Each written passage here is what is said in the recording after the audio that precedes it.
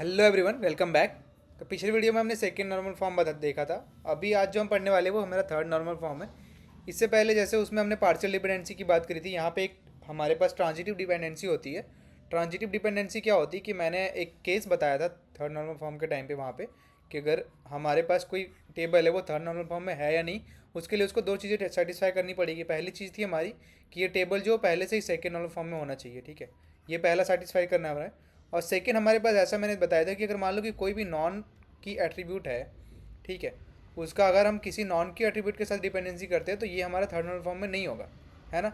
ये चीज़ हमने देखा था।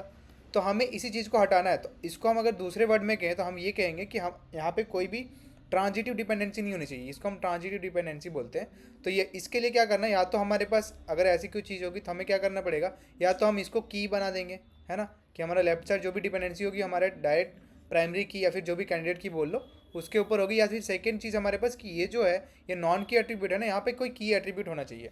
लेट सपोज कि हमारे पास ए भी एक हमारा की है, ठीक है। तो अगर हम ये कहें कि हमारे पास सी और डी के बीच में डिपेंडेंसी है, लाइक सी डी, तो ये भी हमारा नॉन की एट्रीब्यूट है, ये भी हमारा नॉन की एट्रीब्यूट है। तो हम ये कह सकते हैं कि ये जो टेबल होगा ये हमारा थर्ड नॉर्मल फॉर्म में नहीं है। तो हमें क्या करना है, हमें सिंपली या तो इसको इसकी डिपेंडेंसी ऐसी कुछ बना देनी है कि ताकि वो सीधा ए बी डिपेंड्स ऑन सी ऐसा हो जाए, या फिर हमें इसको चेंज करना पड़ेगा, है ना, कि हम सी से कोई ऐसी हमारी की एट्रीब्यूट है वो हमारा फाइन होना चाहिए। तो अगर दोनों में से कोई एक चीज़ कर पाते तो हम उसको कह सकते हैं कि हमने अपने टेबल को थर्ड नॉर्मल फॉर्म में लेके आ गया, ठीक है। ये हमारा चीज़ था। तो आज ये जो था सेकेंड हमने बताया ट्रांजिटिव डिपेंडेंसी, वो इसी को हम बोलते हैं, ठीक है। तो ये आप एक नोट कर लेना, जैसे पार्शियल डिपेंडेंसी था, फुली डिपेंडेंसी था, वैसे हमारे पास एक ट्रांजिटिव डिपेंडेंसी है, ठीक है। अब हमारे पास क्या है, हम एक एग्जांपल लेते हैं, उस एग्जांपल के थ्रू हम समझेंगे कि हमारा किस तरह से हम थर्ड नॉर्मल फॉर्म में कोई टेबल है या नहीं उसको पहले पता करते हैं, और उसके जस्ट बाद हम किस तरह से उसको हम सॉल्व करके थर्ड नॉर्मल फॉर्म में ला सकते हैं, ठीक है। तो ये चीज़ हमें समझ आ गया। अब हम बस हमारा एक मेन फोकस ये होना चाहिए कि जो भी हमारे पास नॉन की एट्रीब्यूट है वो सारे का डायरेक्टली डिपेंडेंसी हमारे प्राइमरी की के साथ होना चाहिए। बस ये चीज़ हमें ध्यान में रखना है और हम अपने टेबल को थर्ड नॉर्मल फॉर्म में लेके आ जाएंगे, ठीक है। तो हम एक एग्जांपल लेते हैं। इस एग्जांपल में हम देखेंगे कि टेबल को किस तरह से हम थर्ड नॉर्मल फॉर्म में वापस लेके आएंगे। तो लेट्स सपोज हमारे पास एक स्टूडेंट आईडी है, ठीक है, स्टूडेंट आईडी, और हमारे पास एक स्टूडेंट नेम, ठीक है, स्टूडेंट नेम। उसके बाद हमारे पास डिपार्टमेंट है, डिपार्टमेंट, और एक डिपार्टमेंट हेड है, ठीक है।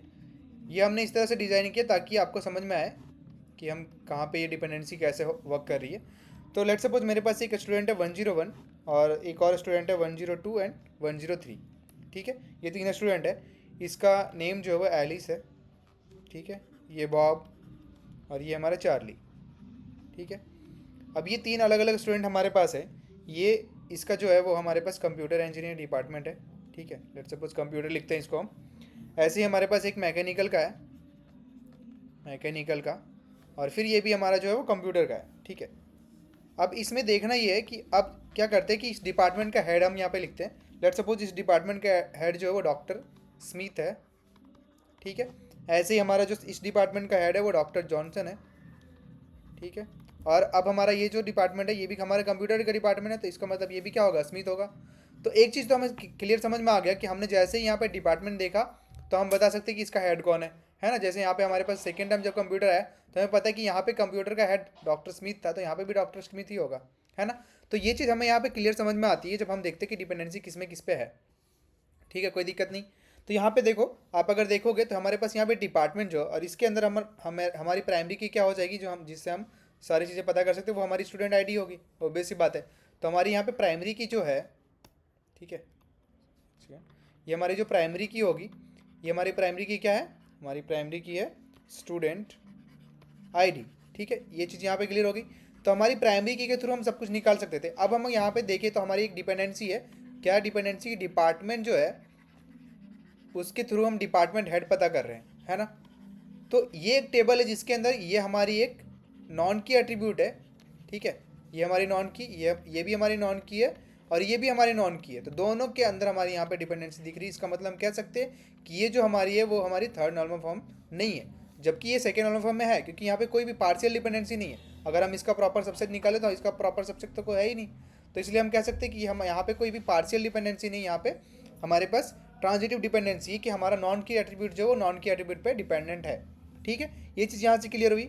अब हमें क्या करना है, या तो हम दूसरे तरीके से इसको ये समझ सकते हैं कि नॉन की एट्रीब्यूट जो डायरेक्टली प्राइमरी की से हमारा डिपेंडेंसी नहीं है, डिपेंडेंसी शेयर नहीं कर रहा है, ठीक है, ये कह सकते हैं।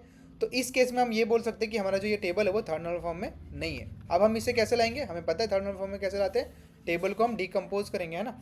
तो हम थर्ड नॉर्मल फॉर्म डिकम्पोजिशन बोलेंगे इसको, डिकम्पोजिशन मतलब हमें टेबल को सिंपली क्या करना, ब्रेक डाउन करना है, ठीक है, जिससे ये डिपेंडेंसी हट जाए। तो आप यहाँ पे बहुत क्लियर समझ सकते हो कि हम क्या करेंगे, स्टूडेंट और डिपार्टमेंट दो अलग चीज़ें हैं ना। तो ये जो स्टूडेंट की आईडी, हमें पता है कि स्टूडेंट की आईडी से हम ये नेम इसका फाइंड आउट कर सकते हैं और साथ में इसका ब्रांच फाइंड आउट कर सकते हैं। सेम ये स्टूडेंट है, इसका ब्रांच फाइंड कर सकते हैं, ये स्टूडेंट है, इसका ब्रांच फाइंड कर सकते हैं। तो हम क्या करेंगे, सिंपली इसको एक अलग टेबल में रखेंगे, ठीक है, जहाँ पे हमें फाइंड किया जा सकता है। तो हम सिंपली क्या कर देंगे, इसको यहाँ पे एक अलग टेबल में रखेंगे, और जो हमारा लास्ट का बचेगा उसका हमें पता है कि इसके लिए हमें फाइंड करने के लिए इसकी डिपेंडेंसी हमारे डिपार्टमेंट के ऊपर है, तो हम इसको एक अलग टेबल में लेके जाएंगे, ठीक है। नॉर्मली समझो इसको, हम इतना कोई एल्गोरिदम लगा के नहीं समझा रहे हैं, यहाँ पे सिंपली समझना है कि हमारे पास ये टेबल है, हमें पता है कि इसके थ्रू हम ये फाइंड आउट कर सकते हैं, इसके थ्रू हम डिपार्टमेंट फाइंड आउट कर सकते हैं, सॉरी इसके थ्रू नहीं, मतलब जो भी स्टूडेंट है उसके थ्रू हम ये डिपार्टमेंट फाइंड आउट कर सकते हैं। पर अगर हम ये बोले कि यहाँ पे इसके थ्रू हमारे पास यहाँ पे डिपार्टमेंट फाइंड आउट होगा, डिपार्टमेंट हेड फाउंड आउट होगा, ये हम नहीं कर सकते, है ना। इसके थ्रू हम कर सकते हैं, इसके थ्रू कर सकते हैं, इसके थ्रू कर सकते हैं, नेम के थ्रू कर सकते हैं, पर हम ये इसके थ्रू हम डिपार्टमेंट हेड नहीं पता कर सकते। वो बस पता करने का तरीका क्या है कि डिपार्टमेंट का नेम पता करो, फिर हम बता देंगे कि डिपार्टमेंट का हेड कौन है। लॉजिकली भी सोचो तो, है ना।